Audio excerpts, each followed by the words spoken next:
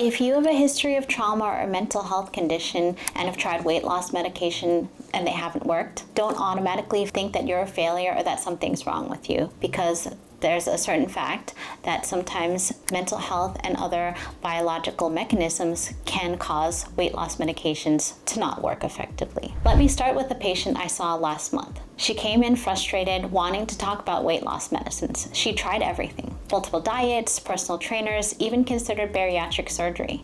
She was eating perfectly, tracking every calorie, but the weight wouldn't budge. Then I asked about her sleep. 4 hours a night, maybe 5 on weekends, anxiety through the roof. Nightmares several times a week, childhood sexual abuse that she dealt with years ago, but never really processed. And suddenly, her weight wasn't a willpower problem anymore. It was a nervous system problem. Today, I want to talk about something we don't discuss enough in weight management: the profound ways that anxiety, trauma, and mental health literally reshape our bodies. Not metaphorically, not stress eating as a character flaw, but actual measurable biological mechanisms that make weight loss nearly impossible when the mind is in survival mode. Because here's the truth: you cannot out-diet a dysregulated nervous system. Hi, I'm Dr. Dona, youth and adult psychiatrist. I also am board certified in obesity medicine and additional training in perinatal psychiatry. Now, let's talk about the stress weight biology and cortisol, because this is where it all starts. When you're anxious and you're feeling triggered, you're in a chronic state of threat, your body releases cortisol. And cortisol is incredibly efficient at doing exactly what it's evolved to do: keep you alive during a famine or an attack. And here's what chronic cortisol elevation does. First, it changes where you store fat. Specifically, it promotes visceral adiposity, belly fat. This isn't vanity weight. This is the metabolically active fat that increases your risk for diabetes, cardiovascular disease, and metabolic syndrome. Cortisol literally signals your body to store energy around your vital organs as protection. Second, it increases insulin resistance. Your cells become less responsive to insulin, which means higher blood glucose, more glucose converted to fat, and a vicious cycle of metabolic dysfunction. This is why patients with chronic anxiety often develop prediabetes or diabetes even without traditional risk factors. Third, it drives cravings for high-calorie, high-sugar, high-fat foods. This isn't weak willpower, it's biology. When cortisol is elevated, your brain is literally seeking quick energy sources because it thinks you're in danger. Those cravings for cookies and chips at 10 p.m., that's your amygdala trying to save your life.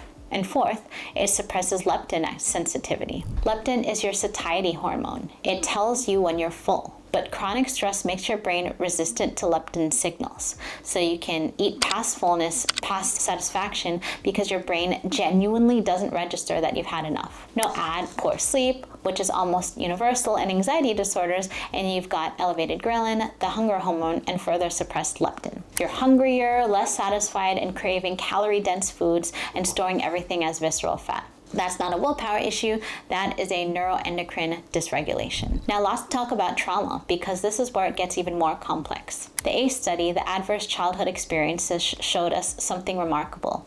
There's a dose-response relationship with childhood trauma and adult obesity. The more ACEs you have, the higher you risk obesity. Not just a little higher, dramatically higher. Why?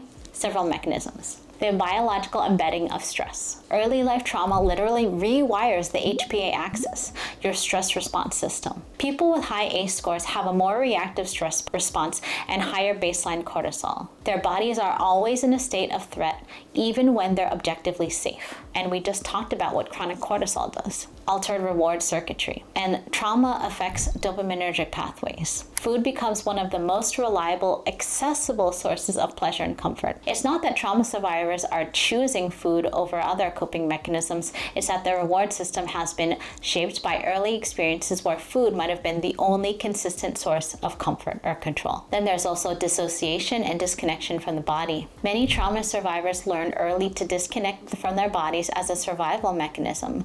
If you're not in your body, you don't feel the abuse, the pain, the fear. But that same disconnection makes it nearly impossible to recognize hunger and fullness cues, to notice when you're satisfied, and to have any sort of intuitive relationship with eating. I have patients who describe eating an entire meal and genuinely not remembering it. They were dissociated the whole time. How do you practice mindful eating when you're not even in your own body? Then there's food as safety and control. For many people who've experienced childhood food insecurity or those whose trauma involve unpredictability and chaos, maintaining a higher weight can feel unconsciously safer. Scarcity is terrifying when you've lived it. Having reserves, whether in your pantry or on your body, provides a sense of security that's deeply wired. And here's something that we don't talk about enough: weight as protection. For survivors of sexual trauma especially, increased body size can serve as an unconscious protective function. If you were hurt in a smaller body, if you learned that being attractive or desirable meant being vulnerable to harm,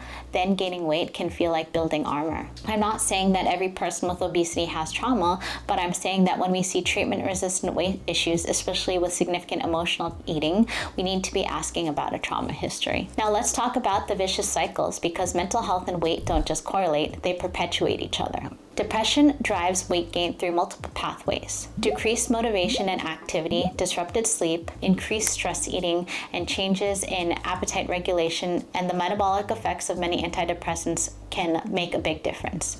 But here's the cruel part. Weight gain then worsens depression through increased inflammation, reduced self-esteem, social stigma, and physical discomfort. You get trapped in a loop where depression causes weight gain and the weight gain causes further depression. Anxiety does the same thing. Chronic anxiety elevates cortisol, disrupts sleep, stress eating, and often leads to either restricted eating patterns or chaotic binge restricting cycles. And the weight gain then increases anxiety, worry about health, social anxiety, and fear of judgment. Around and around it goes. There's also binge eating disorder, which is the most common eating disorder and is heavily associated with anxiety, depression, and trauma. And that creates its own trap. You binge to manage overwhelming emotions. Then you feel shame and self-disgust after the binge. The shame and disgust are overwhelming emotions. So you binge again to manage them, and the cycle continues. Now let's talk about medications, because this is real. Many of the most effective psychiatric medications can contribute to weight gain. Mirtazapine, many atypical antipsychotics, some mood stabilizers, tricyclic antidepressants.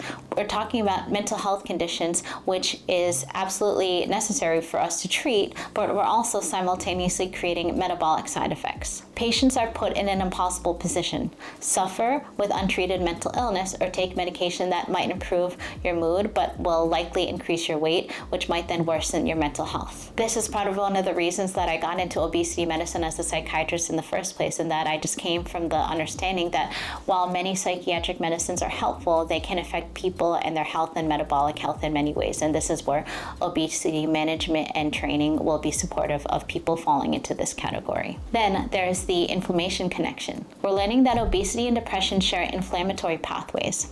Elevated cytokines, chronic low-grade inflammation, this drives both metabolic dysfunction and mood dysregulation. It's not that one causes the other, they're often part of the same systemic inflammatory process. You can't treat one without addressing the other. So let's talk about what fails and why traditional weight loss approaches often backfire for people with mental health comorbidities. There's restriction and deprivation.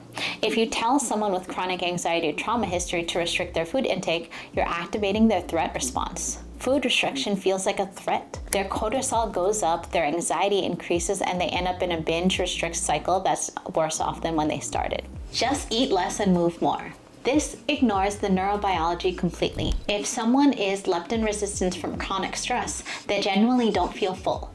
If they are sleep deprived, their brain is screaming for quick energy and they genuinely experience intense cravings.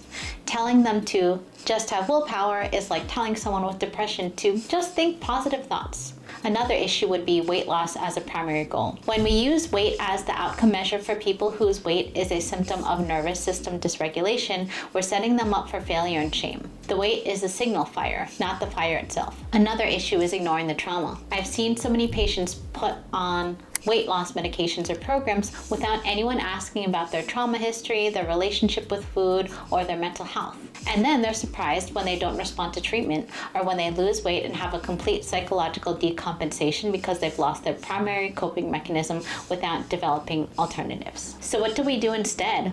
How do we help people with their mind-body-weight connection? This starts with nervous system regulation.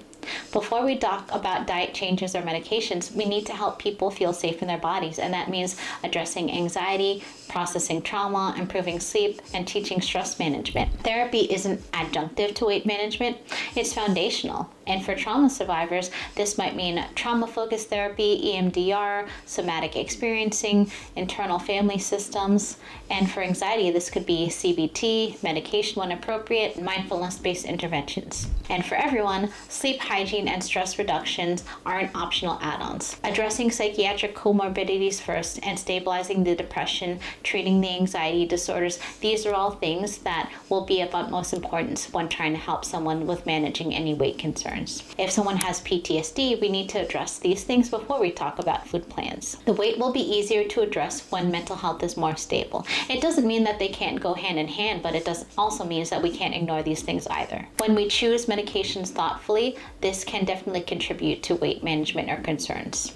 So prescribing psychiatric medications, this is when we need to consider the metabolic effects. Can we use bupropion instead of mirtazapine? Can we augment with metformin to offset metabolic side effects? For weight management medications, we can choose ones that also help with mood, like bupropion and naltrexone. As a psychiatrist, I have special intentions and informed decision-making when it comes to these things directly. We can also try to use trauma-informed approaches to eating. This means no restriction, no deprivation, and no good foods and bad foods. It means helping people reconnect with their bodies through gentle nutrition, intuitive eating principles, and learning to recognize hunger and fullness cues without judgment. It means understanding that food serves emotional purposes, and that's okay. Our job isn't to shame people out of emotional eating, it is to help them develop a range of coping strategies so that food is not the only tool in the toolbox. We can also build in body-based practices. Yoga, Tai Chi, somatic experiencing, and anything that helps people feel safe in their bodies and reconnect with physical sensations can be helpful. For many trauma survivors, this is revolutionary, being in their body without fear or dissociation.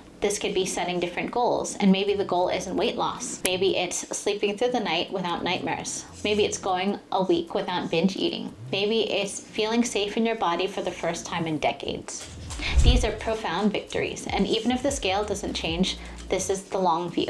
Healing trauma takes time, and regulating a dysregulated nervous system takes time. We're talking months to years and not weeks, and that's okay. We're not in a race, we're in a healing process. That's the work. It's slower than a diet plan, it's more complex than a prescription, but it's also longer lasting, more compassionate, and more aligned with what a body actually needs. If you've been told to just try harder, and if you felt ashamed because the scale won't move, or if you've lost weight only to gain it back and wondered what's wrong with you, there is nothing wrong with you. Your body may be doing exactly what it needed to do to survive. So real sustainable weight healing happens when we address the nervous system, the sleep, the stress, the trauma, and the mental health alongside the metabolism. It's not about punishment, it's about regulation. It's about safety, it's about understanding. If this resonates with you and you're looking for a more thoughtful, medically grounded, trauma-informed approach to weight and mental health, that's exactly what we do in our clinic.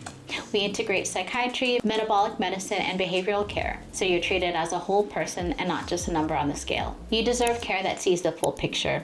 If you're ready for that kind of support, we'd love to help.